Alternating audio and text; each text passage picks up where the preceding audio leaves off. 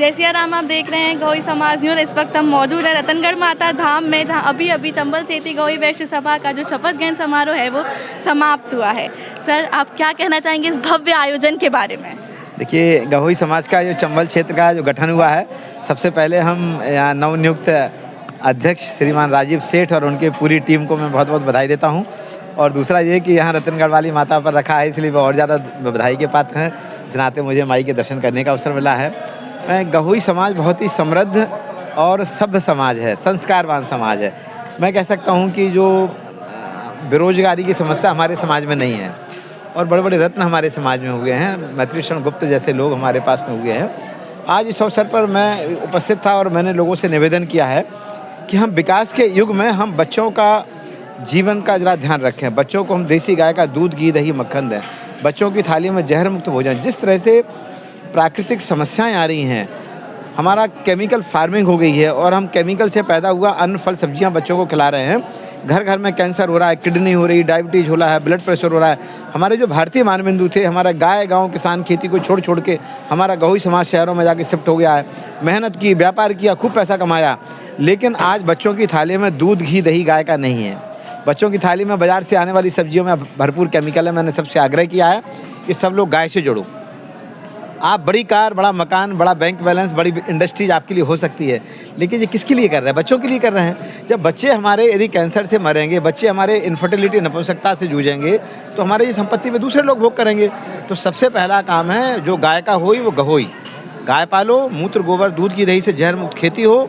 गाय का बच्चों को दूध घी दही पिला के ज्ञानवान, बुद्धिमान, वीरवान बनाओ। यदि बच्चे गाय का दूध घी दही नहीं पिएंगे तो बच्चे दारू पिएंगे। इसलिए आप गाय से जुड़िए और बहुत आवश्यकता है। भगवान कृष्ण ने गीता के 18वें अध्याय में कहा था, कृषि गौरक्ष वाणिज्यम वैश्य कर्म स्वभावजम। वैश्य के कर्म है कृषि, वाणिज्य और गौपालन। वाणिज्य तो अकेले से तो नहीं होगा, या खेती अच्छी होगी तभी तो व्यापार बढ़ेगा। तो खेती का साधन क्या है? केमिकल फार्मिंग से धरती जहरीली हो रही है। जो ऑर्गेनिक फार्मिंग, नेचुरल फार्मिंग कर रहा है, उसका खाद्यान्न का रेट 2 गुना 3 गुना बिक रहा है। सारी दुनिया में आज ऑर्गेनिक फूड, नेचुरल फूड की मांग है और जो गरीब लोग हैं वो जहरीला भोजन कर रहे हैं। तो इसलिए आप यदि चलें गांव की ओर, चलें गाय की ओर, चलें खेत की ओर, चलें प्रकृति की ओर, और गाय जो है से जुड़ें। गाय खुद नहीं पाल सकते, किसानों को गाय पलवाएं, उसका दूध, घी, दही, भैंस के दूध से 10 रुपये महंगा लें। तो जब दूध महंगा खरीदें, गाय का घी खरीदें। जिसके घर में गाय का 2, 3, 4 लीटर घी नहीं है तो किस काम का है वो?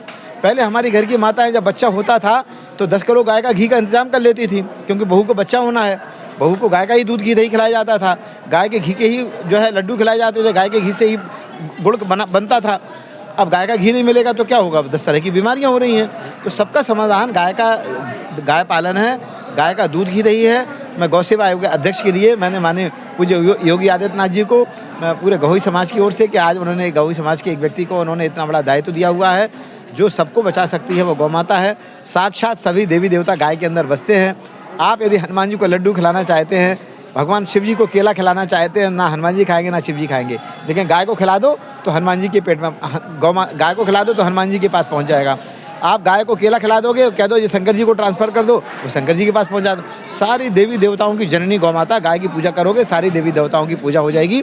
और आज बढ़ता हुआ केमिकल की समस्या, बढ़ती हुई गैस की, एलपीजी की समस्या, बढ़ते हुए जो आज वैश्विक बाढ़ हो रहा है, इस वैश्विक बाढ़ के कारण जो है डीजल पेट्रोल की समस्या आ रही है।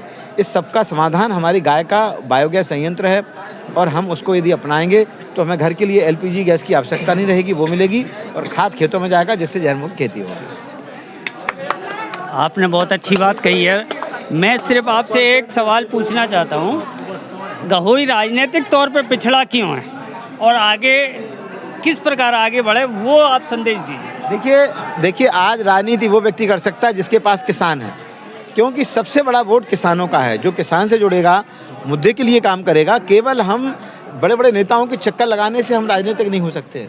राजनीतिक करने के लिए, अपनी ताकत बढ़ाने के लिए चलें गांव की ओर, किसानों के पास जाइए, किसानों की ताकत खड़ी करिए। आप किसान खड़ा हो, जिसके साथ खड़ा हो जाएगा वो नेता बन जाएगा। जब किसान आपके साथ खड़ा ही नहीं होगा तो नेता कहाँ से बन जाओगे? वोटर के हित में जो काम करेगा वही चुनाव जीतेगा। वोटर के हित में काम कर। वोटर की समस्या क्या है? गरीबी, बीमारी, बेरोजगारी, उसको दूर कौन करेगी? गाय। तो जो गहोई गाय के लिए काम करेगा वो नेता अपने आप बन जाएगा। गौरक्ष पीठाधीश्वर योगी आदित्यनाथ कभी उत्तर प्रदेश सरकार में मंत्री न रहे, सीधे मुख्यमंत्री बने। किसकी कृपा से? गौ माता की कृपा से।